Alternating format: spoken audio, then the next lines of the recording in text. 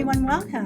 Today is Monday, August 29th, 2022. I am Solid Blue Sister, and this is My Turn to Talk.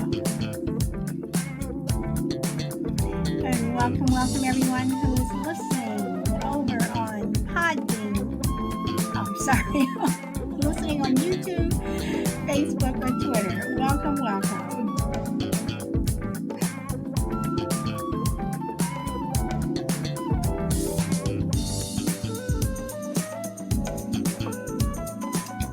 And welcome, Bob. Welcome. You are number one. And Shelby, welcome back. You are number two. Frankie, you're pulling in at number three, and the only crazy lady is here. Number four. Hey, everyone.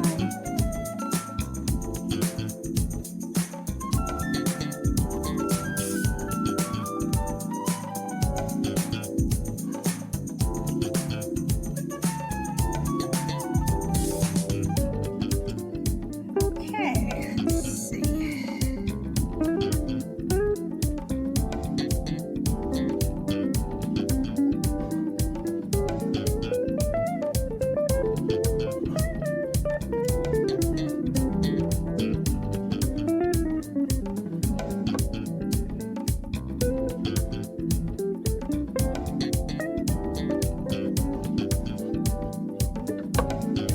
Okay, I am going to stop it right here.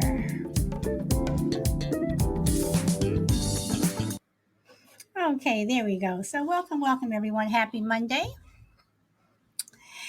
And to Ba, happy Monday Eve. Okay, so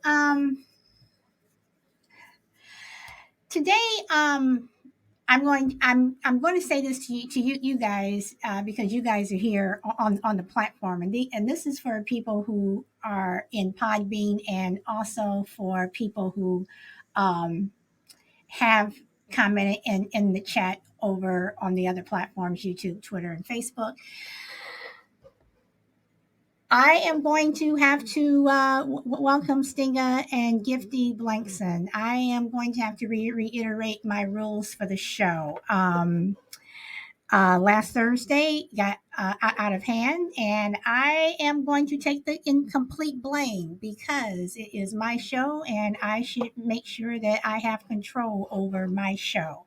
So this is just to let everyone know, and I will repeat this, probably when more people come in. Well, actually, I know I'm going to repeat it, but no calling people the C word, the B word, any other word in the chat, and especially on the panel.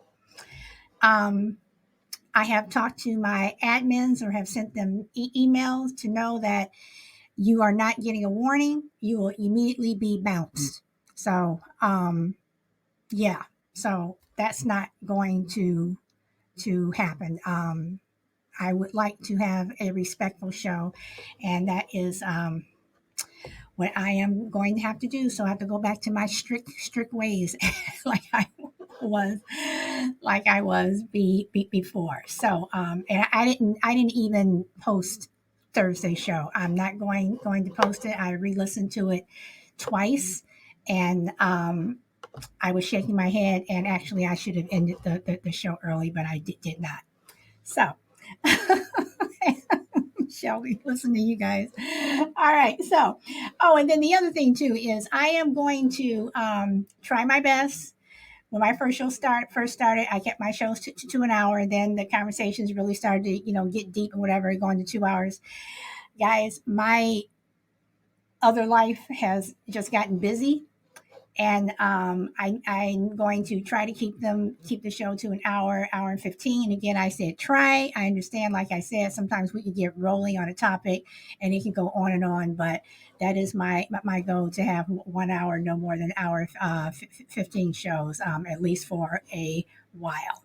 So, having said all that, got all the housekeeping out of the way, I want to talk about performing your wage. Should employees go out of their way for the amount of money they're paid? And this subject came up. Oh my goodness, I forgot who I was talking to, but I was talking to someone over the weekend, and they were talking about, people who make minimum wage. Should they go out of their way to do more? If their job is supposed to be just be the cashier, should they just check you out and that's it? Um, if they're on their way to lunch, um, should they stop and help you, even though it could take away from some of their lunch time, whatever? Um, if they're if they get off work and they're on their way home and you're running into the store and you ask a question or something, should they help you? So basically what I'm saying is, like I said, performing your wage. Is it okay for people to just perform at the salary um, that they're making? Okay, so you guys hold on one second. I'm sorry, I have my window open and it's causing a lot of noise.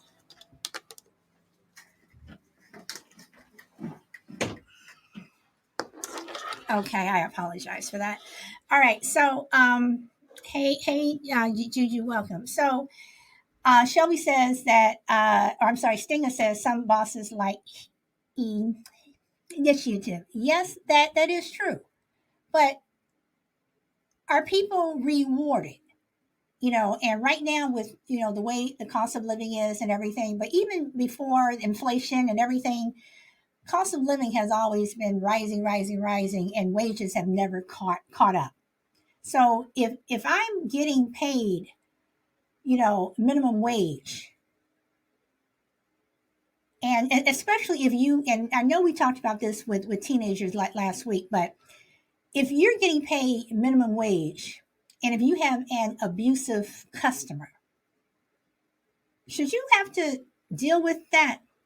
I mean, is that in your, you know, is when you signed up, is that what your job said that you were supposed to do?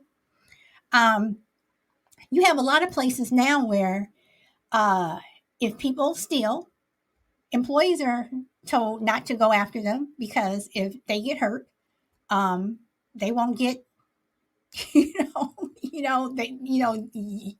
pretty much told don't go after them.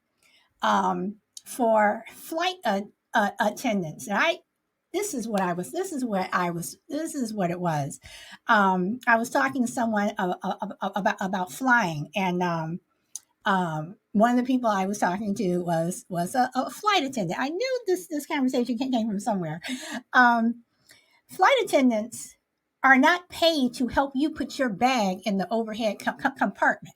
They in fact in their contract it says do not do it, because if they get hurt, picking up a heavy bag or something, and they have to go on workers comp, um, they're on their own. The company doesn't pay, or the airline doesn't pay for them to do that. And basically, if you can't pick it up, what makes you think they can? So you get should you perform at your wage? And considering that you have a lot of flight attendants that don't get paid much anyway, um, should they? So that's the question that I have, and I'd like to know what you guys think. Thank you everyone for liking the show. Thank you. So anybody,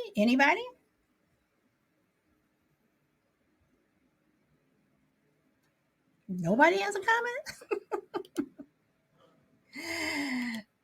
Okay, y'all gonna make me work again today, but that's cool. All right. So the other question, Bob is coming up.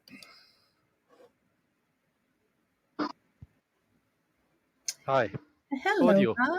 Hello. I can hear you. Yeah. Um, I like this topic a lot because I've got a few stories of my own, and um, I've been in an industry that I've worked for minimum wage. I've also worked for £23 an hour, which is really good for the UK. So I think mainly when you enter into a contract with a company, you're signing up to your responsibilities and what your job entails. So you are agreeing to that wage. However, with inflation, I think that's where the argument can come in that the company that you work for aren't meeting, the inflation rates, which I believe they're supposed to. I don't think they don't have to, but they should. And especially when they're putting up their prices that they charge for you for your labor to other customers. Like for example, I believe I know one of the companies I worked for recently was charging £100 an hour for me, and I was only receiving £14 an hour for it, which I think is it's they're taking the biscuit. They're obviously accounting for the materials used, my labor, and other things. But if they're going to put up the price of those other things, they should also put up my wage. So there is that argument as well. So, okay, so what about what Shelby says? Shelby says, I think as an adult, when you work for retail, it is a given that the public are nasty. Um, but but do you think that a company should automatically, well, I want to address what Shelby says, but to what you said, do you think that a company should automatically be required to pay you a quote unquote living wage? Yeah, I think they should. I don't know what the actual agreement is, like if they have to or if they've at least got to do some sort of matching, because we're supposed to get annual pay rises, and I believe that in my industry the government do give us every year, but it's up to the individual company if they give it to us. So I don't know. I think there would be something that we'd have to look into there, because I know at my last company they kept complaining that out of the last 10 years they had a pay rise 2 years out of 10, and inflation obviously is going up every year, so they're 8 years behind inflation. And I think some of them believe that the company was receiving, government money to give to us, but they were keeping it. So I don't know Hmm. how that works, whether that's true or not. But if they're going to put up the cost of their, like I'm a welder, so if my company is going to charge the customer who we are welding work for extra every year because of inflation, then they should then put my wages up. So there's that argument, I think. But in regards Okay, to Shelby's comment, go ahead. we also have the responsibility to not take that shit from people. Like, we are not there to be slaves or to be, yes men. We have to look up for ourselves as long as we are polite and we do our jobs. If you look at your job description and you follow that out, you don't have to take any extra. And if your boss puts extra on you, there's only so much that I would say, look, you do it out of the goodness. And obviously, like, I think I'm not near my phone just now, so I know someone said at the start um, something about, um, oh, I've Ta- lost my point. taking the initiative. Initiative, yeah. So we Hmm. have, like, obviously employ to impress our employer, and hopefully they give us a pay rise, or give us more responsibilities and then pay us more. There is that as well, but at the same time, don't be taken for a mug. Don't do things if it's without your job description, then that's extra, and it's on you to say yes or no. Okay, so all right, so then let me ask this, because do you think this is fair? Yes, your boss would like for you to, go that extra mile and everything, but what if you have two people who are doing the exact same job? Both of them are hard workers, but just because I stay late, and I'm not getting paid for it, does that mean that when it comes time to get that raise or get that, get bumped up to the next level or whatever, that I don't get, you know, I don't get moved up just because I didn't stay late, but you did? I mean, is that fair? Because I there are mean, some that's people all in the who, eyes of. When you go, go on. I think there's a delay. I was just going to say, I Well, think no, that's I in the mean, eyes of the employer. I think there's a delay here. Carry on. You carry on. no, no. I was just going to say, is that fair? Because what if you have a family, or what if you're taking care of a sick child, or a sick, mom or dad or something, and you're able to stay late, but I can't. So should I get penalized because I literally cannot stay late, but you can? See, this is a. I know you're not gonna like what I'm gonna say here, but I think yeah, because like we know, if you were a business, well, you are a business owner. If you Mm-hmm. employed people and you needed them to stay late for you, you're gonna cherish the ones that are doing that for you. And I don't think there should be any, this discrimination thing. I think sometimes can go too far, because if you're a business owner and you've got deadlines to meet and you've got employees that just will not work overtime for you, they are contracted to 40 hours a week and they do the 40 and they go home because they don't need the money or they value their time out of work. Then when it comes round to, the people that you want to promote or give more money to, I think that it's common sense to give it to the ones who give it their all. And I don't think that's discrimination. I really don't. I know a lot of people all push back and say, well, that's unfair if you've got a sick child or something in your life that you just can't. Well, then I know it's a shame, but it's just sorry, it's tough cookie. Like I don't think we should be putting sanctions on employers for taking on certain people, like the whole gender pay gap thing. Like I know there is an argument that companies take men on because they know that at some point in a woman's life she may want to have children, and I don't think you should look at that employer and go, you have to take on 50% women and 50% men, because ultimately that could destroy their business if Mm-hmm. half of their women go off and have kids and they're left in the lurch. So it's a good. I feel it's a good thing that we have less restrictions on that, because as much as I can't stand the employers nowadays because they're all out for their own pockets and they don't treat their workers well, as majoritively, and I've been a victim of that all throughout my life. I can assure you, I also wouldn't put any laws or limits on what they can and can't do in regards to who they employ, because they're only looking out for their best interests as well. Okay. All right. Well, I have a question. I have a question, Solid, to Bob. uh-huh. Yeah. With the comment that he just said, we have been put in the position years ago. My husband and I worked in the same company. Okay, my husband made more, of course, than I did. We had children, and I was always the one that stayed home with them as they were sick. But at one particular time, I did have my boss look at me and say, well, why doesn't your husband stay home with the children when they're sick instead of you? Now, uh, I responded to my boss stating the fact that my husband made more money than I did. So it's only right for my husband to work and me stay home. Do you agree with that? Did did uh, did he make more an hour for the same job as you? Is it the No, same job title? we worked in different departments, but yes, Okay. he made more money. Yeah. Well, then that's common sense on your behalf. Like, to let him, if you made more, then I would say then it would be common sense for him to stay home. I've always said I'm not, a misogynist who believes the woman should stay home and the man should go to work. I think if the woman makes more and it's more beneficial for the man to stay home, then that's, to me, that's the best way. Okay.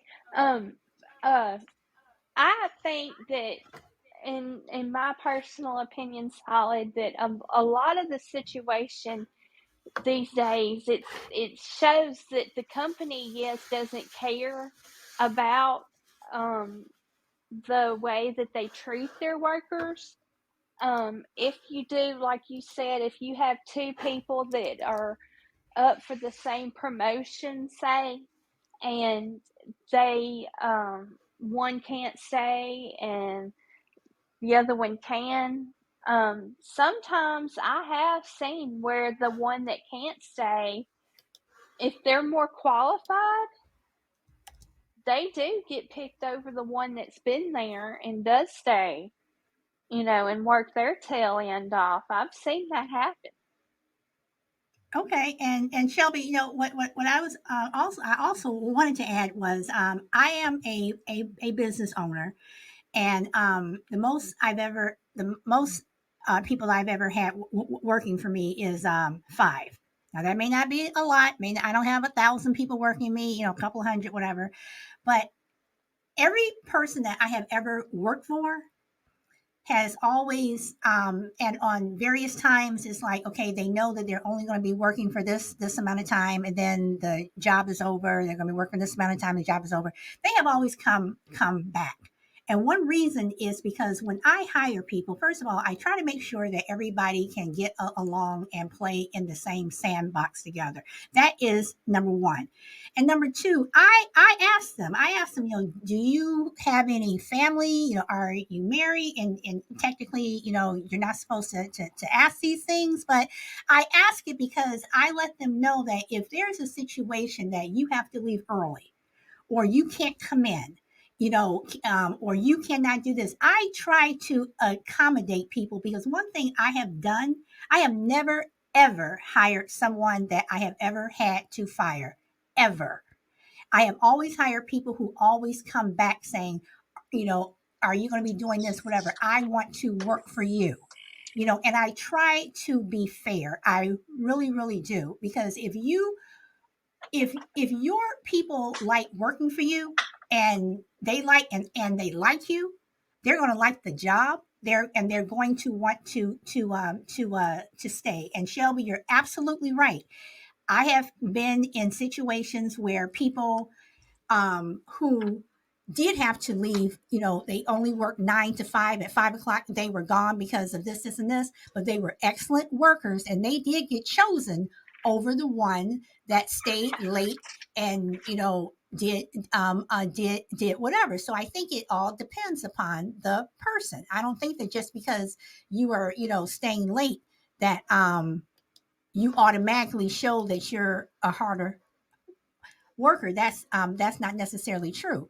But to both Ba and Shelby, since both of you all are up here on the panel, I would like to know: do you think people should still, if you're only making a certain amount of money, you should only work at your wage? Like, you hear all the stuff that's going on with um, um, Amazon, and the way they are treated. So does that mean that if that Prime package that is supposed to get out so you can get it tomorrow, and I'm the one that's supposed to be doing it, and it's 5 o'clock, it's time for me to go home, and you've been treating me like this, you don't treat me well, blah blah blah. Can I leave that package there and come back and do it the next day? And you don't get your package, instead of getting it in 24 hours, you're getting it in 48. Is it okay for me to do that because you're treating me a certain way? So therefore, I'm just going to work for what I'm getting paid to do. I'm not going to do any extra. And if any people get screwed along the way, oh well. No, in that as long situation, no. I Okay. think I think that they either need to find another employee that can stay and help get that package out, um, or you're gonna have to stay and get that package out. Okay. Bye. I was just going to say, I don't agree with that, but I do know, and I've done it myself, where you'll just end up, your attitude will change and you'll just do the bare minimum. As long as you're doing the things that you're paid to do, that's in your job description, then they can't fire you. You keep yourself right. You don't burn bridges if you think you might need the company again. But the Mm-hmm. attitude goes out the window. And I've seen me even taking jobs, and after like a month, my attitude just goes, well, I'm not going to be here much longer because I was promised so much in my interview, and I know that that's not going to be the case anymore. So I would advise anyone to not burn bridges, because you never know where you might need to go back and work for that company again. But ultimately, the attitude will change, and you won't feel wanted, or that you can trust the company, and all that stuff. But I don't agree with, like, being nasty and not doing your job properly. That's totally wrong. Okay. All right. So, um, do you guys believe that in terms of the cost of living, that if an employee and Amazon, I'm choosing them because they are extremely successful. Jeff Bezos, he has a crap load of money. Should companies be required, and I'm using the word required, should they be required to give raises based on their revenues? Like if you are doing really, really well, then everybody in your company should automatically get I'm just throwing out a number. Everybody should automatically get a 5% raise. There's And definitely a there's definitely an argument for that. I don't know how that would work, but yeah, that would be something that would be definitely beneficial to talk about, because some of these companies are making millions, trillions, billions of profits annually, and meanwhile the worker is still struggling. So maybe put in like something in a contract that says that for every million you make, you must donate so much to the workers and give them a rise to meet the cost of inflation. That's certainly something we could talk about. Yep. okay. Yeah, I agree. Wait. I'm going to pass this over to the only crazy lady, but let me read what Juju says. She says, August 26, 2022, 5 Amazon warehouses in the Bay State are slated to close down. A company spokesperson said the warehouses are located in Dedham, Everett, Mansfield, Milford, and Randolph, according to Amazon, at first reported by the Boston Globe. Okay, and that's in Massachusetts. Okay, crazy lady, welcome. Hello. Um. Hello. Uh. Ro- Ross. Okay. He gives like way more than what he's paid. Um. And but he really likes his job. You know. And you know, he just so it. And they know they should pay him more. Like his bosses around here. And but corporate. How corporate is ran corporately. Um. But the way Ross looks at it is like we live here and we don't have to pay rent and electricity and water and all of that. So it kind of like evens out in his eyes. I So mean, but crazy lady for something like that, I understand that it's a give and take, and there's a yeah, trade off that you're making. But if you were paying rent, if you were paying rent and doing everything else, at what point you know because to me people like Ross, um, when those people do quit, then all of a sudden they realize what they're missing. So at what point does it not become a trade-off anymore, and or put it like this, in your situation it is, but at what point does should an employer say this is a really good worker, they're going way out of their way, we should do this and this? And I'm not talking getting a ham on Thanksgiving, I'm talking about putting some ching ching into my pocket. I agree that it should be like Ross didn't get a raise for like years, then all of a sudden he got a $2 raise, and they're trying to get him another raise. So yeah, I think that companies, especially if you have like a good employee that really does, put that extra in because they love the company.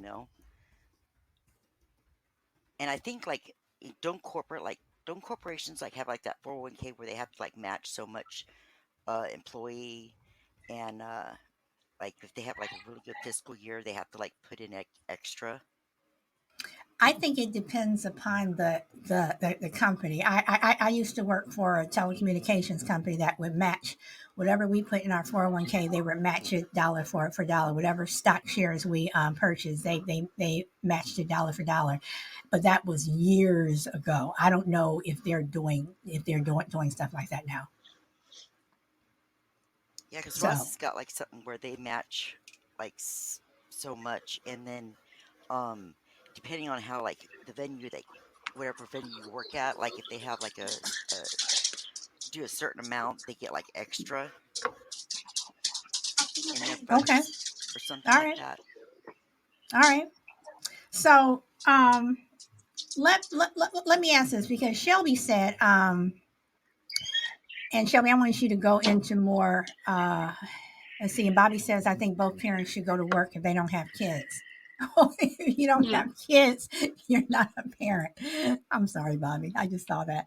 Okay, and Bobby also says, I think there always should be a pay raise. Okay, so Shelby, you said, I think as an adult, when you work for retail, it is given that the public are nasty. And yes, it is given that you are going to meet some people who you just wish, you just didn't see. But at the Yeah. same time, if you're getting paid, like if you're working at Walmart or Target, one of those places where you're, working part time because they don't want to pay benefits, whatever. You're working your butt off, and you get these nasty people. Do you have to be nice? I mean, I'm not saying curse them out, but like I said, they come up to you and they're demanding this, and this, and this, and you know, I'm sorry, but that's out of my pay grade. I mean, when can you walk away? Well, that's hard to say. And I agree, it's above the pay scale, but you would have to. And I worked in retail at a Christian bookstore, and we did have to, we were always told, just think about the person in their shoes. What if you came to work in a bad mood and you were biting everybody's heads off? What, how would you think the customer would feel if you went to help them and you were like, well, I just really don't have the time to help you today. Just go to someone else. You know, they would tell us that, and of course you would get fired after that, but it's a same trade-off. You just have to just imagine how they would feel if you done what they had done to you. Okay, and you make a very good point. Juju says AT&T stopped that 15 years ago. Yeah, a lot of companies stopped that matching dollar for a dollar. But I will say, when I was working at a particular telecommunications company, it was nice while it lasted. Um, okay, so. And Crazy Lady, okay, so she's doing some work around the property, and she says, "I'm not even on payroll, and I'm working."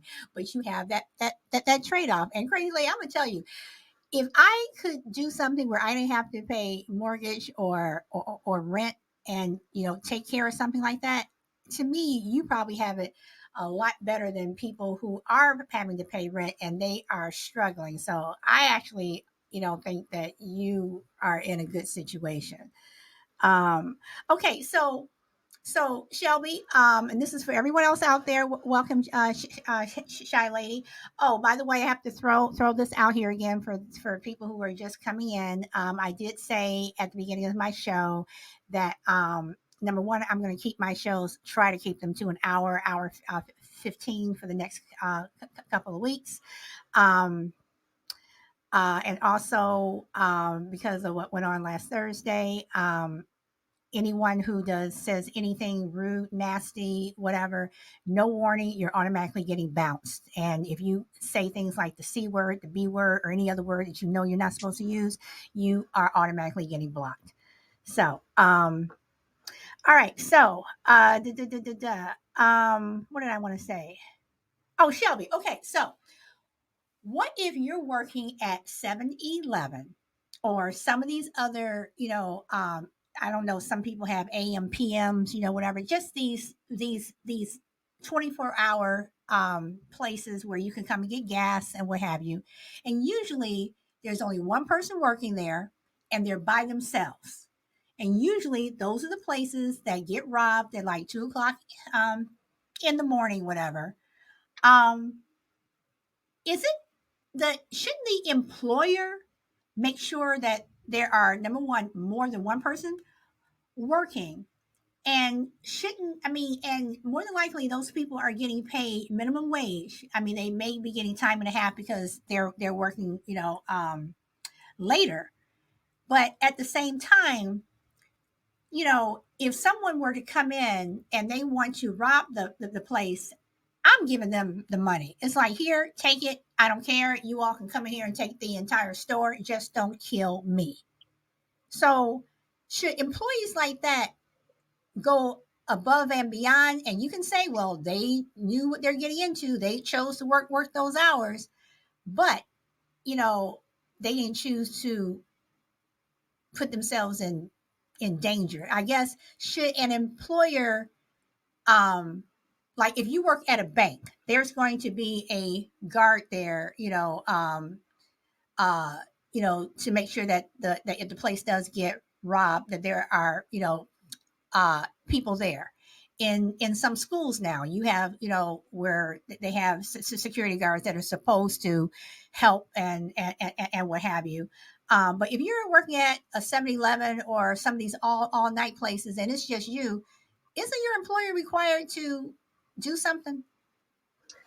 I think they are now, especially since you have mass shootings just about anywhere. Um, my daughter recently was working at a gas station, and she told me they had her plus another person, and one that walked the premises. So, they had 3 people there. Um, they, but yeah, they do have it differently where I live now. In different cities. And I live close to 4 different cities. Mm-hmm. So, and it's like that at all 4 cities. They have at least 3 workers, 2 inside of one that walks the premises. So, but yeah, I agree. They, in any situation now, there's at least 2 in any aspect that you called off, that that's got, that's different now. It's just different compared to what it was years ago. Okay, now I'm going to open up a can of worms. So, um, and I don't mean to, and I'm going to talk about school shootings, but I'm not trying to get on the go down the political route or anything. So please don't go down that rabbit hole. Um, with teachers who, in some cases now, some people are saying that they want teachers to be armed. Does that mean that if I go to school to be a teacher, does that mean that part of my training, welcome pink squirrel, does that mean that part of my training as a teacher should be that I'm trained in firearms, that, while I'm learning how to do this and this and how to, you know, do this with the first grader or this with the ninth grade or whatever, that I'm also learning how to lock in load? And should I expect that if you want me to carry a firearm, that you're just not giving me an extra $2 an hour? You're giving me a substantial amount of money. And if I do have that gun and I'm just a teacher, I'm not law enforcement or anything else, and something were to happen, what if I didn't shoot? What if I froze up or whatever? Um, should I have some type of protection, or should I just perform at my wage? This is what I'm getting paid to do. This is what I'm doing. Don't ask me anything more. So, Shelby, I'm gonna come back to you because you're on the panel, or anybody else who wants to chime in. Okay, this is my opinion on that. If I was put in that situation and it was my best friend's child, I would do whatever possible to protect that child. So, But I know you said it was your best friend's child. What if it was just child A, B, and C? Would you still try to I would protect still them? protect that child. I would still protect that child. Okay, all I right. still would do whatever. Now, as far as pay, the state I live, we're just now catching up with the some odd century that we're in and getting our teachers pay raises. So Okay. I would have to say a pay raise would not be a difference to me. Um, also, but yeah, I just, to me, children are our greatest future, and I would do whatever I could to protect the child. Okay, but Shelby, what if, and Shy Lady, I am going to pop over to you, but Shelby, what if it's that teacher who, okay, they have the gun, they do whatever, and they just freeze? Are Freeze you, up. yeah, are you going to be? I mean, is it fair to get upset with that teacher if they freeze up, especially if some students in her class were harmed? I think I would get more mad at myself, but I don't think so. Because especially if you're a woman and you're put in that situation, would you not freeze up? Honestly, I can honestly say I don't know, man, woman, whatever. I honestly don't know. I've never been in that situation, and I can honestly say I don't know what. I mean, I would like to think that I wouldn't, but then again, I could. I don't know. Right. So, I mean, in any situation of, trying to protect that child, if it's a gun situation, um, you never know what's going to happen. If you're going to freeze up or if you're going to go hog wild and just start shooting. You don't know till you're put in that situation. So, I mean, you would just have to. I wouldn't say just wait and see, but I mean, you just couldn't. That's just something you would have to pray about. Okay, all right. I'm gonna go over to Shy Lady. Welcome, welcome. She's on mute, I Are think. you there, Shy Lady? Okay, I know Hey, she I'm can't. here. I'm just Okay, driving. I was about to say I know you're usually driving. Go ahead. Yeah, I had to unlock my phone. So anyway, um, I know we like on two different subjects now, as far as employee wages and doing the job that they're paid or whatever, and then the school shootings. If it's one of those situations, should you basically risk your life or whatever to protect, you know, the kids in the school? And I just say that it's a choice in terms of where you work and how much you're willing to work for, how much you're willing to work for. It's a choice. So I'm the kind of person, regardless of what I'm making, I do the very best I can. I just go all out and I do the very best I can, period. And if I don't like a particular situation, I find a way to find another job or do something else. So that's just the type of person I am. And I think most people don't believe that they're getting paid what they're actually worth. Because the last job that I was in, I was doing the work of probably four or five people, and it was a situation where God knew that I needed to get out. So that was a way that I got out. But I think that in a situation like, I agree with Shelby and you, I wouldn't know if I was in a situation where I was a teacher and I had the not the opportunity, but I was in a situation where I had a gun for protection that was approved by the school district or whatever. I would probably be freaked out because you don't know what you would do in that situation. But as always, I would do the very best I can. But that's just me. I think that if you're given a job and you feel like you're not getting paid enough, then you probably should look for another one. Okay, all right. Now I'm going to ask this because on a couple of shows, people have said you're not happy with the job, look for another one. So my question is, and I've asked this question before, why should you have to look for another job? Why shouldn't the employer be, this is the only way that I can say it, be forced to or be made to make it better? Why should you have to, go find another job just because your employer is being a dick, or whatever. I mean, and I'm not even saying that you have some, especially if you're at ma and pop type place. They may not financially be able to do things for you on a financial side, but they may be able to do things for you other ways, and for some people that's fine. But again, and I bring up Amazon again only because Amazon is just so successful, and how much money that they make.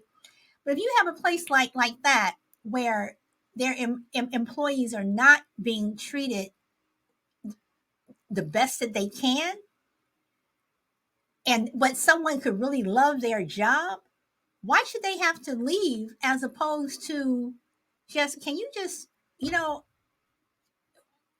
treat me a little better? That if I have to go use the washroom or whatever, can you just not make a big deal of it and just let me go and come, and so I can get back? So at what point is it, instead of us leaving, but you just make it a little bit better? Can I say something? Yeah, go ahead. Okay, I didn't want to interrupt. I would say in a situation like that, talk to your immediate, excuse me, manager or supervisor or whatever. If that's the case, talk to them and let them know how you feel. Um, if it's very important for you to stay at that company, or if it's a small business, if it's important for you to stay at that organization, maybe you should talk to that person. But I find that in most cases, employees have very, very little power, especially if you live in a state that is a right to work state, Texas. The laws in Texas are designed for the employees, and in it, but all I can say is that if you're unhappy in a situation, you have to get some more skills to make more money, or just leave, or just find another position and move on. It's really hard, especially with the large companies. It's really hard to go to battle with these companies, because a lot of times these companies will put people as managers in these positions, and a lot of them are not. They may have good uh, skills in terms of book sense, master degrees, and all that, but a lot of times they're not people oriented, and they should not be managing people. And a lot of times it's hard to work with those kind of people, and it's hard to get rid of them. So it's really an unfortunate situation, because I'm sure most people would love to get 10% raises if they're doing 150% as far as exceeding the goals and all of that, but it's just not realistic anymore. Okay.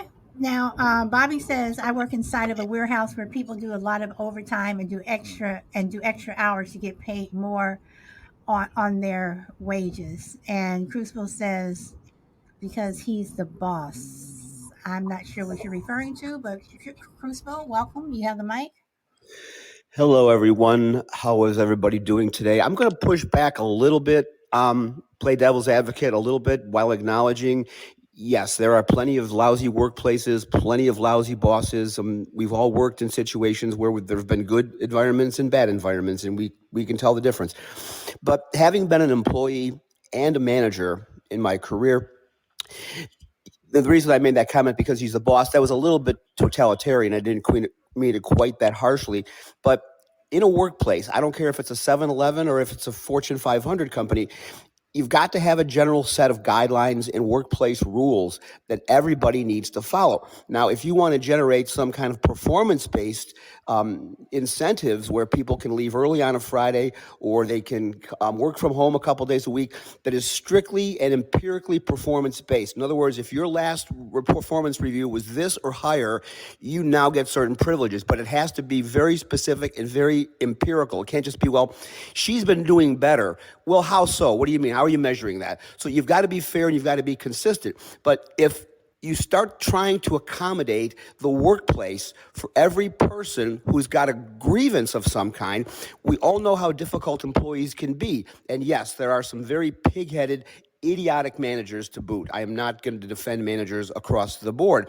However, and this may be an extreme example that I'm giving, but The workplace environment, as far as it being acceptable or not, can be a very subjective thing in the eyes and ears of the beholder. What I find to be a perfectly acceptable work environment may be chafing the hell out of you and you're getting ready to quit. So I do agree with Shy Lady. Raise it with your boss if you think you have reasonable demands, if that's the right word, or reasonable issues that need to be addressed, or you're going to quit, then you should do that. But if workplaces were in the business of having to constantly accommodate an employee with a stone in their shoe over something, the general workplace rules go right out the window, and now you're ad hocing everything, you're seat of the pantsing everything, you're making it up as you go along almost, and there's got to be some consistency. That's why you have these corporate HR offices, and what a lot of people don't know until they've been in the environment, and I did work in a couple of different corporate environments,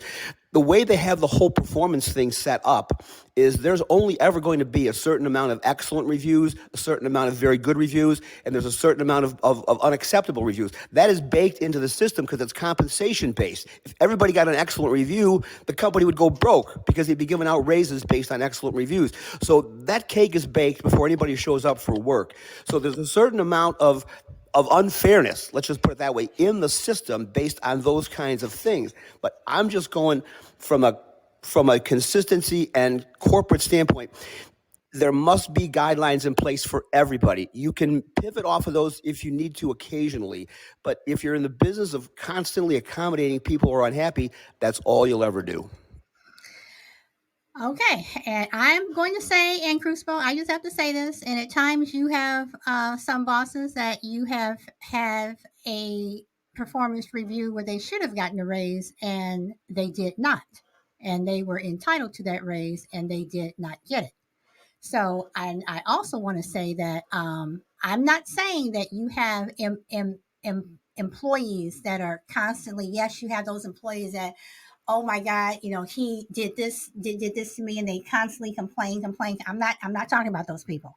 I'm saying if you work at a place where the work environment is known to be not so nice, that you have places where the managers or the foreman or whatever, however you want to call it, are known to be not so nice, and they treat their employees a certain way, and people know this.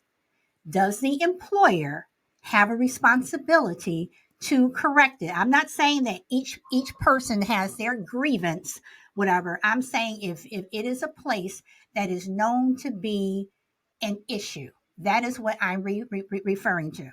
Okay, yes, in that case, absolutely, they have a responsibility. Your employees, and this is going to sound like a corporate cliche, and I don't mean it to, but your employees are your most valuable asset. If you do not treat them properly, they will go elsewhere, and then you've got nothing.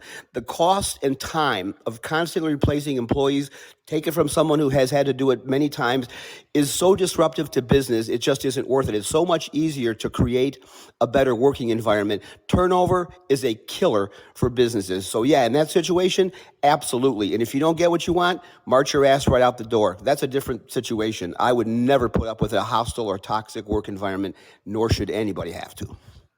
And that is one reason for me, as a boss, as someone that hires people, I try to make sure that I make sure that my employees are happy, and that whatever concerns they have, they can come to me and say, blah blah blah blah blah blah, and I try to address each and every one of them.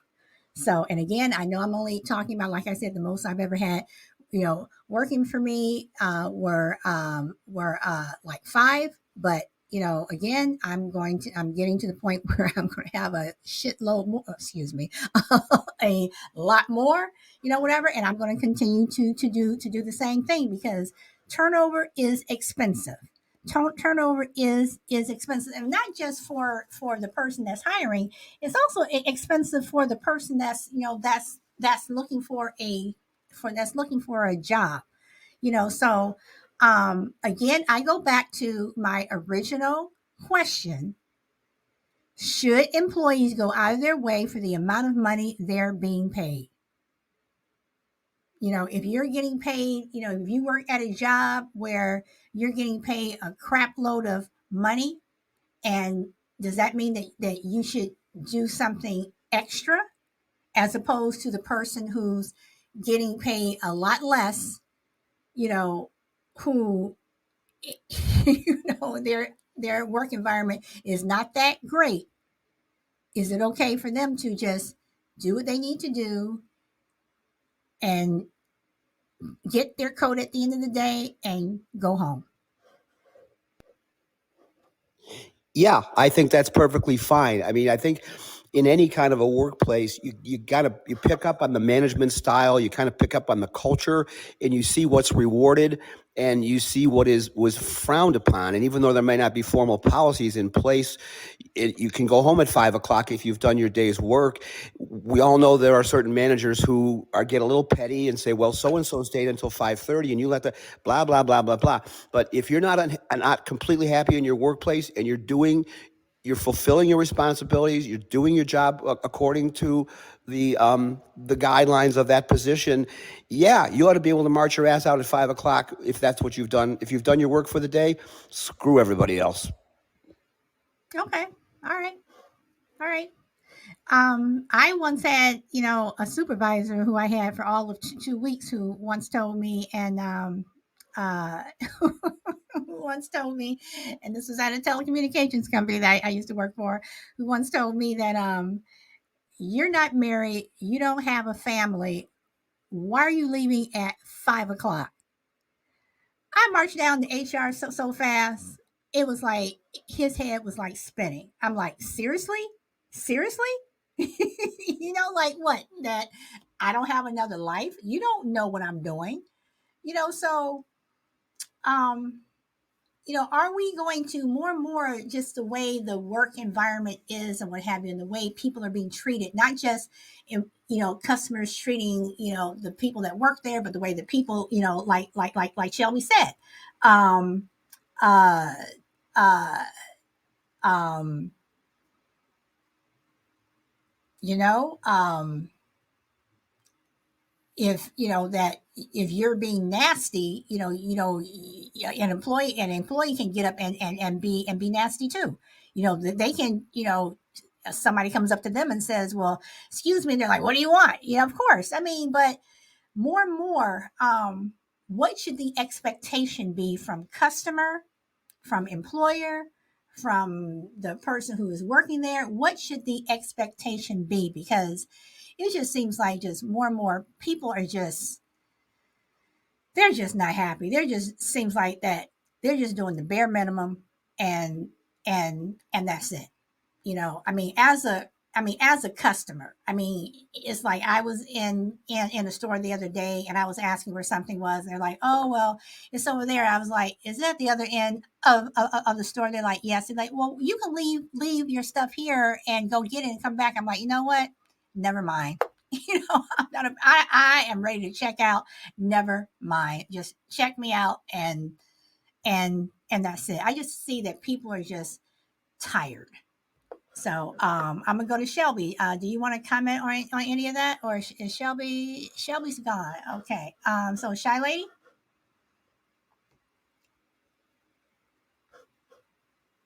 are you there? Okay. Crucible. Yeah, I mean, I encountered that. I'm guessing that you were. I shouldn't guess, but I'm speculating. Did you decide not to purchase the item because you would have liked it if they went to the other end of the store and picked it up, or what was the issue there? I mean, I wanted it, and it's something that I need. But I was just tired. I mean, I was just tired, and I was in a store where finding things were difficult anyway. And I was in the store longer than I should have, and again, I was just tired, and I don't want to be told that it's all the way at the other end of the store. I was like, never mind.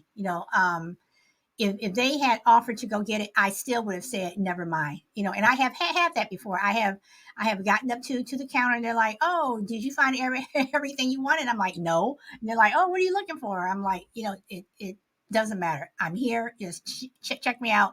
I am ready to go. So when I get to, for me, I'm just the type of person. When I get to the checkout stand, I'm ready to go. So Yeah, I agree with that, and that's why I'm not much of a shopper. But I've been in many retail. We all have. That's a different animal, in terms of the employees. I've been in some stores, Target comes to mind, where it seems like there's more employees than customers, yet nobody seems to know where anything is. Nobody seems to know what the hell's going on. They can't open up a new checkout counter. It's kind of like, is anybody in charge here? So yeah, the whole retail environment, you get a different animal. You typically don't, although these days that's probably changed to some extent. You didn't used to get people working in the retail environment for their careers. They were generally, stopping points before they started, their bigger career, whatnot. We all worked in a retail store at some point. A lot of us did, but now you're finding people in their 40s, 50s, and 60s who are committing to these jobs as careers. Now you may be getting a different caliber of employee there because there's a longer term commitment being made there as opposed to a high school kid or a college kid. But the quality of employee in that environment, whether they're poorly trained, poorly motivated, poorly compensated, all the above, I don't know. But it's got to be a very, very challenging place to hire people because you're right, people are just tired. You see them pushing their carts through the stores and they just want to get out. And the stores don't make it very easy to do that. I mean, and that's how I am. It's like when I go, I don't like shopping. I don't like shopping at all. I'm not one for going into a store and trying something on, whatever. I would just grab it off the rack and I'll try it on when I get home. If it doesn't fit somewhere along the way, I will take it back. But for the most part, if I'm just shopping, I'm just, if I didn't find it and I'm going up this aisle, down this aisle, whatever I'm looking for, and I'm looking to see, I'm looking at the guidelines, I'm looking at the signs on the store. If I can't find it, once I get to the checkout, that's it. I am done. I'm gonna, just let me pay and just leave. So um so let's see. Minnesota family, thank you so much. Okay. Bobby says working inside a retail probably is a good job to work. I worked retail when I was in college. And I worked retail actually when I got out of high school. I'm just now thinking about a job that I had. And Bobby, that is one job that it was thankless then, and from what I see when I'm in the stores, I feel sorry for those retail workers. I really do. That's a hard job. That's a hard job. So what do you guys think about what I had said earlier, that if an employer has the money to pay, that based on their revenue, every employee should get a raise. So what do you all think about that? Well, that's an interesting conundrum there. Ordinarily, regardless of the profit margins, you should be now bonuses. That's a little bit of a different story. Maybe if around Christmas or at the end of the year, if you've had a good year, you want to give out some $100 or $1,000 bonuses. I don't think there's anything wrong with that for everybody based on the performance of the company. But when it comes to individual raises, I would prefer to keep that on an individual basis. Um, I would want my raise to be predicated on my performance and my punctuality and my expertise and whatnot, as opposed to maybe some other subjective type thing. So Oh, no, no, just no, no, no. I'm talking about a raise that, yes, it is based on your performance, but I'm saying, but you get a raise. Even if you're getting 1% and somebody else is getting 5%, but you're still getting that raise every year. yeah, I don't. I guess I'm sorry. I'm confused here. Are you saying that raises would be automatic for everybody, just a matter of how much, but everybody would get one? Right. I mean, because the cost of living, the cost of living goes up. So you know that at the end of the year, or when your 12-month whatever comes around, you are going to get a raise. You may not get the same raise that Shy Lady is getting, or or Ba or something, but you know that you're going to get something. Yes, I think as long as it's covering at least the cost of living. That's not a very um, lot to ask. But yes, I think people, because what it does, even if it's to you and I, maybe that's a modest sum of money. I don't know what retail workers make, 17, 18, $20 an hour. It's not a fortune.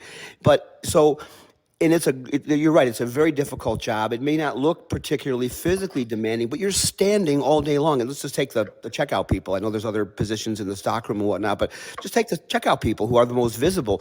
They're standing there for hours at a time. The monotony's got to be just crushing. The same thing over and over and over again, dealing with stupid customers. So even if you don't know how much your raise is going to be, the idea that there will at least be one, I would think mentally would be extremely important for those workers to be showing up every day. To know at the end of the year that you already know there's an overwhelming chance you're not going to get an increase in pay, that's a terrible way to run a company. So, yeah, unless you've got a very poor performing employee who's late all the time and just as bad, which are they're out there, but they're probably the exception. Everybody should have the expectation that if they do what they're hired to do, they'll get some increase at the end. I think otherwise, you're running the risk of seriously demotivating your workers. And that's another thing too. I mean, I again, I understand that you have those people who, no matter what you do, they're not going to be happy. But I'm saying this as a collective. If there are some places out there who people just love to work. I mean, there are just places that where I'm going to stay here for as long as I can. The my boss treats me well. The company treats me well. But then you have others where they don't. So and that's where I'm asking: is that when you just perform your wage? And at the same time, when Shiley says that she's going to do the best that she can, but when does that get old? When does that get like, okay, I've been doing the best that I can. I've been doing this, and this, and this, but no matter what I do, they're still treating me like this. What do you do? So I like to jump in. uh-huh. I'm in the store, so if if I fade out, it's because the store's service is not good. But anyway, I want to say that in response to that, for me, I would either try to create my own, something that I'm passionate about, or just look for another job. If I had the resources, I would create my own.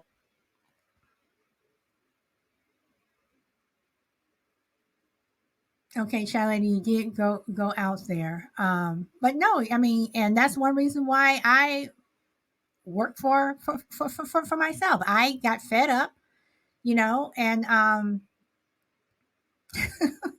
I said there has to be a better way, and I work for myself. And at times it is hard, but um, from the place that I am at now, it was worth it and it's rewarding. So, Ba, Yeah, can you hear me? yep, I can Oh, hear yeah. you breathing. Oh, sorry, sorry. um, no, I just wanted to pick up on something Crucible said. That's a good idea. I like the whole bonus thing. Something like time and attendance bonuses or early job completion bonuses would be a good incentive to keep people concentrating on their work and being good workers in general. I think as human beings, we always need something to work towards. So when that's taken away, our morale drops and all that stuff. But I've also noticed a common theme in the industry I work in where I'm hands on working on the tools and doing things. Meanwhile, for every worker, there's like two or three office staff per worker. Like it's very top heavy. And these office staff workers are annually salaried way more than what we get, and they get their bonuses for coming down at the end of the month and cracking their whip and saying, "Come on, guys, we need you to get this job out," so that people like me have to work overtime and sometimes come in at the weekends and things, and they're the ones that are receiving the bonuses. So that's where, I have a gripe against the.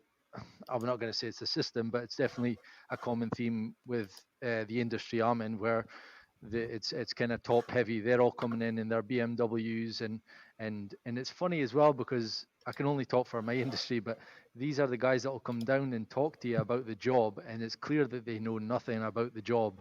They've sat in colleges or universities studying how to make a drawing of a product, but they actually don't know anything about it. So there's definitely a conversation can be had around, treating the worker better than they are in regards to, the company and where they are.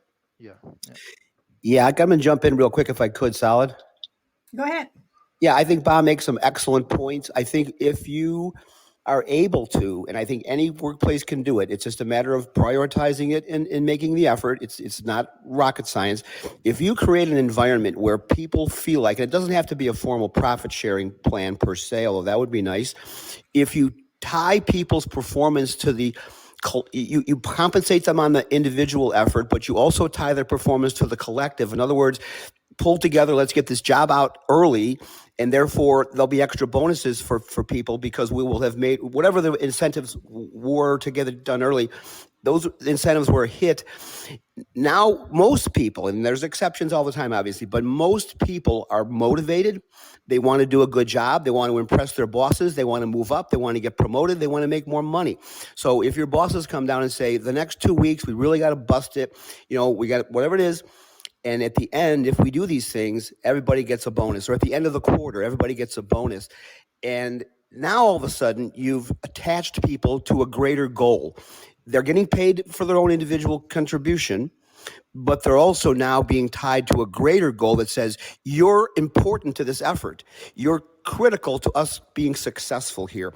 And when you give people a sense that they're not just a cog in a wheel, and you mean it, and then you compensate them accordingly, not only will you have a happy and loyal employee, now you've got somebody who the next time you come down and say the same thing, they're not just going to go, the last time they made that comment or that claim, they screwed us or whatever. So if you outline things clearly and you follow through, you've got completely the workforce is completely of a different complexion at that point. Your culture is different. And not only do you not risk people leaving, you risk attracting people because you get a reputation for taking care of your workers.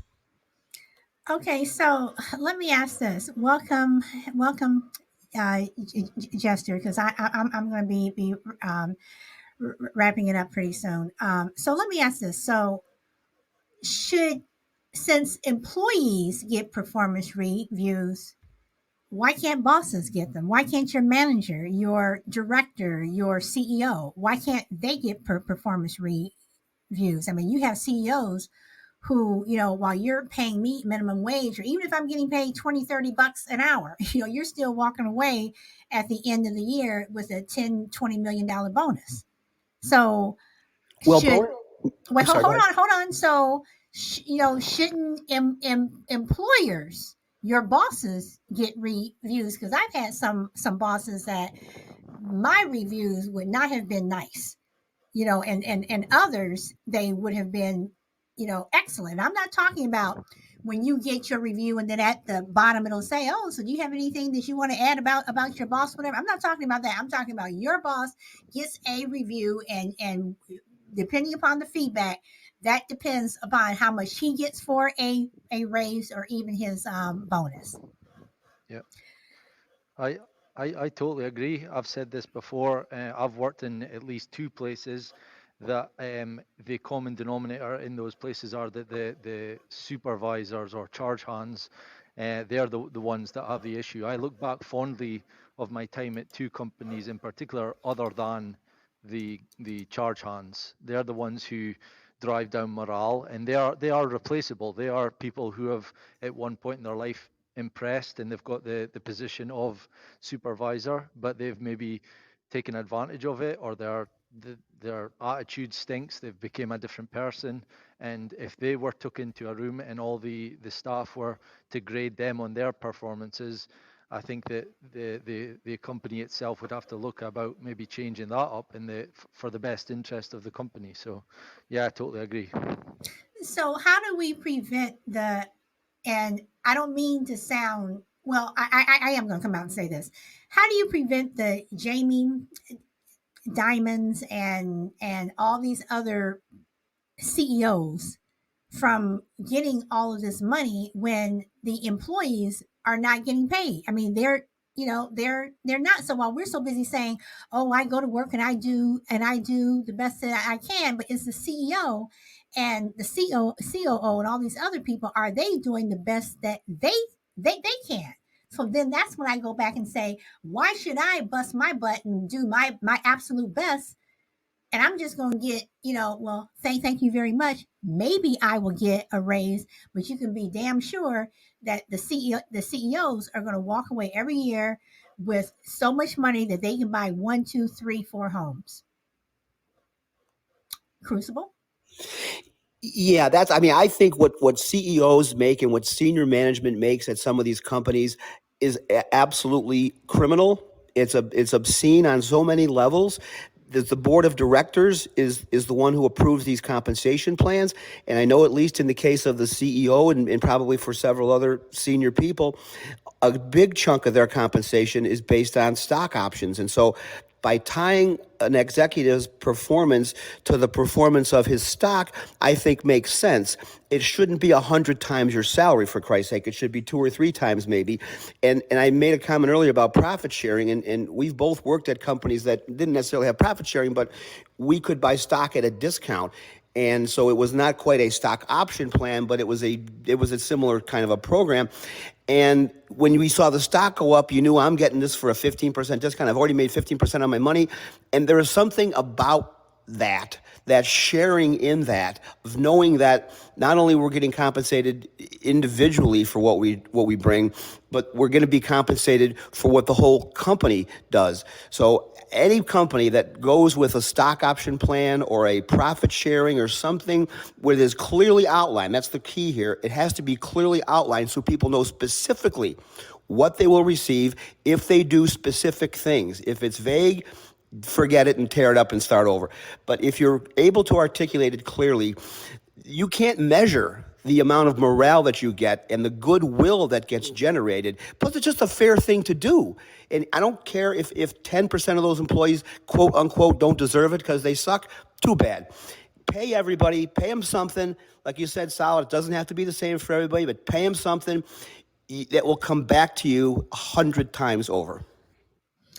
Okay, so Crucible, I'm just going to say that we work at the same telecom company, and I have to say that I'm dating myself again. I was around when 401ks first came out, whatever.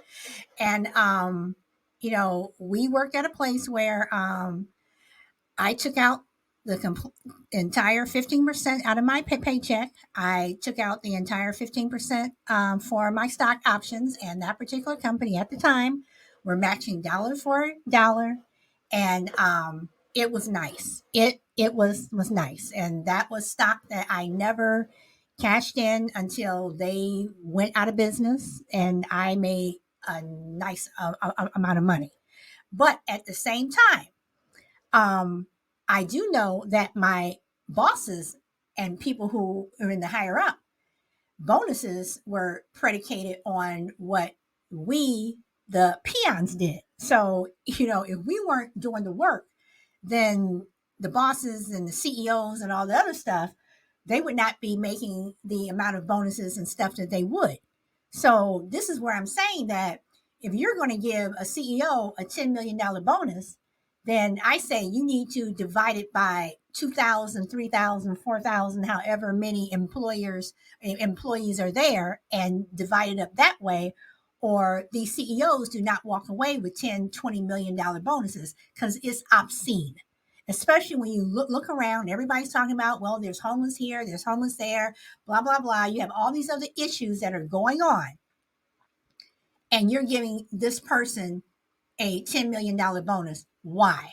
Yes, I understand the stock options and everything like that, but why are you giving them this much money? What did they do to warrant this much money? But yet, this bank clerk or this Walmart person, whatever, they're only getting paid $15 an hour. And you're going to say, well, if you don't like the job, go someplace else. And that's when I say, why should I go someplace else when these top heavy people are making all this money, and I can't, and you're struggling to, pay rent or whatever. So, anybody? Can I ask where this is this topic a relevant one to today and what's happening in America, or is it just something that's been on your list that you've decided to talk about?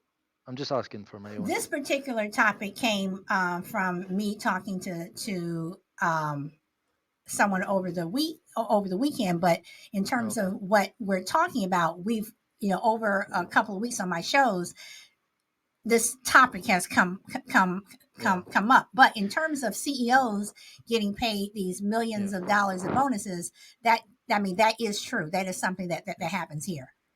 I'm just saying because basically this conversation is you're talking about what Karl Marx wrote in his book about the proletariat and the bourgeoisie. It's basically the CEOs, which I don't think there's anyone on this planet, unless you are a CEO on the big bucks, that's gonna not talk out about it, because it is unfair. These people have taking advantage of the capitalist, or it's not capitalism for the peons. I like that. I'll adopt that phrase from now on. The peons. I like that. But they've taken advantage of the system and they've lined their own pockets. Meanwhile, we've been screwed over, and that's not true capitalism. So I wouldn't be surprised if in the near future this conversation starts to become more and more prevalent. And what I will tell you is, it will be changed, but I would say if they do implement some communistic values where they treat everyone the same, whether you're a CEO or you're a peon, I don't think that's also the right thing to do. I think we just want a fair slice of the pie, and what's going to happen is that we're all going to be given a small slice of the pie, and I don't think that's the better way to do it, because that's what ends up when you go to communism. Is we all think, well, we can all get, if a CEO is making $100,000 a year and we're making 20, let's both make 60. That's not how it'll work. We'll both probably make 20, 30, and the oligarchs will make the rest. So that's why No, I mean, and I understand that, but I'm just saying that while these people are making, I mean, because I've listened to what everyone says, and even Crucible, when you say that people who have a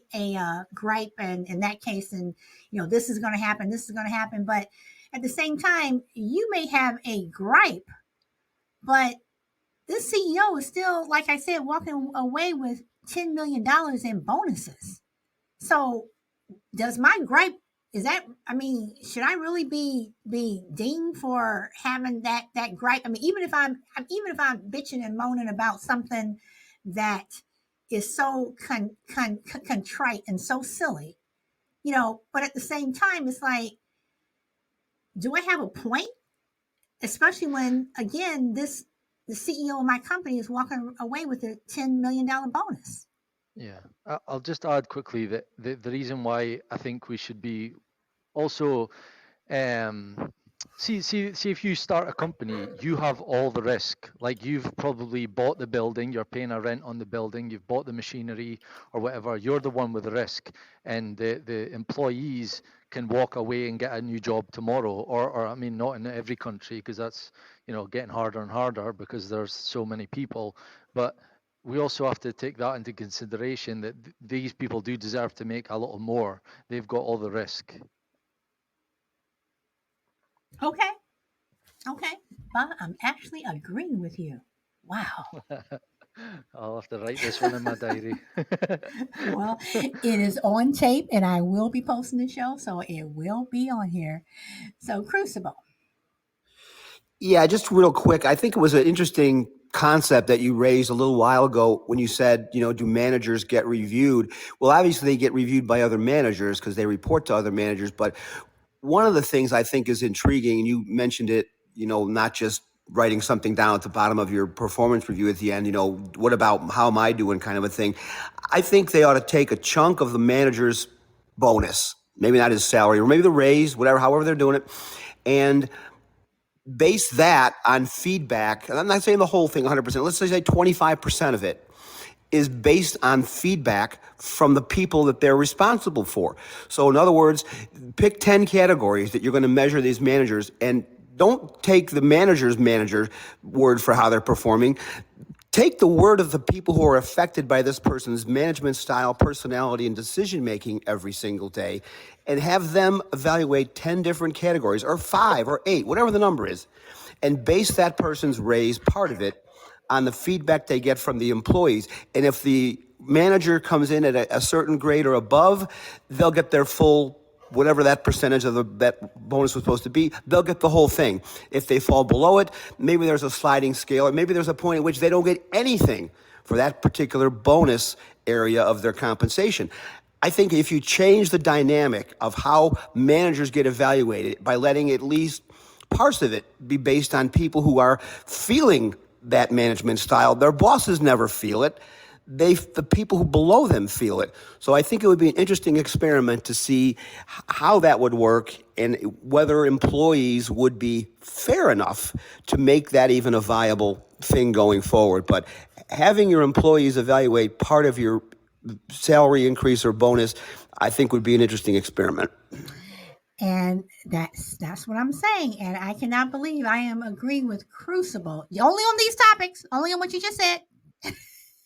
Crucible and Bob. I'm not exactly doing a happy Five, dance yet, but yeah. within a 5-minute span. Good Lord, Jesus help me! The angels are going to are going to sing. So, but no, I mean because I mean it just bothers me that when you read and read or you see on the news or whatever that these CEOs are getting so much money, and you have all this anarchy going on something else, no matter what it is, and they're just sitting pretty, right now, I mean, to me, it just doesn't make any sense. And again, just like um, I say when celebrities say I don't give autographs or I don't take selfies or whatever, or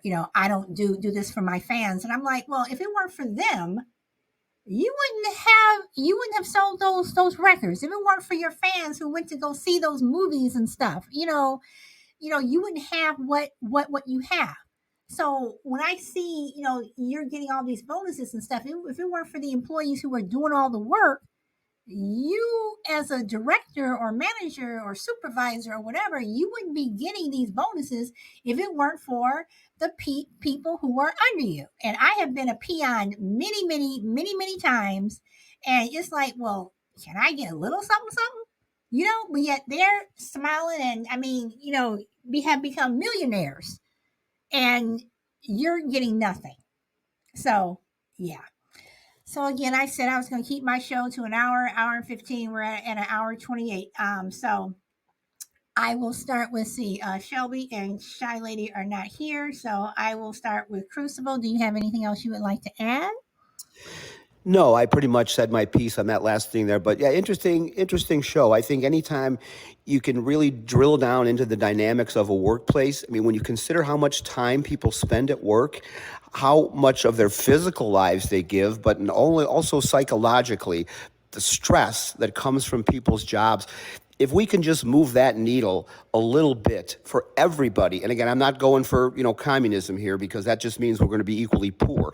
But if you can move the needle for everybody a little bit, the increase in productivity and morale, turnover would be lower. It's like throwing a pebble into a pond. The ripple effect is almost impossible to measure, but as a society of workers and managers, we still have our heads up where they shouldn't be. So I'm not going to hold my breath, but the dynamics of the workplace in terms of how it affects everybody's lives is overwhelming, and we just neglect it too much. Okay. Bob? Yeah, just I echo what Crucible said. A good analogy would be like there's literally a pie there, and it feels right now that the people at the top are taking 90% of that pie, and we get 10. and we're not asking for 50-50, not at all, because obviously the people at the top are the ones at risk. They have the risk, but at least 60-40, maybe not even that, 70-30. Like, just give us enough to be able to put food on the table, maybe take a holiday once a year, look after our family, and obviously set some aside for when we're old. And right now, that's not something that most of us can do, so there's clearly an issue. But yeah, this was a great topic, and thanks for having me on. Of course, of course. So, guys, this is it. And I said I was going to try to keep my shows to an hour and 15, but Boss, stop laughing. So, all right, y'all. So, that's it. That is all I have. And until next time, tomorrow, I hope to see you guys tomorrow. Until then, and go where the wind takes you. And no matter where you are in the world, enjoy the rest of your day. Bye.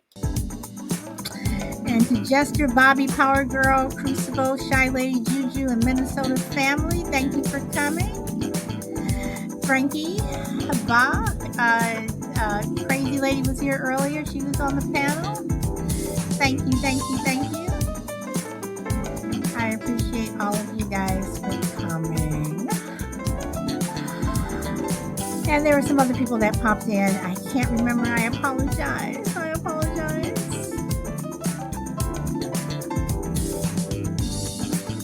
But Crucible and Bod, don't get too happy. I only agree with you all on this show. A couple of things, not for everything. Oh boy! And for everybody on Facebook, Twitter, and YouTube, thank you so much. Okay, y'all. Hope to see you tomorrow. Bye.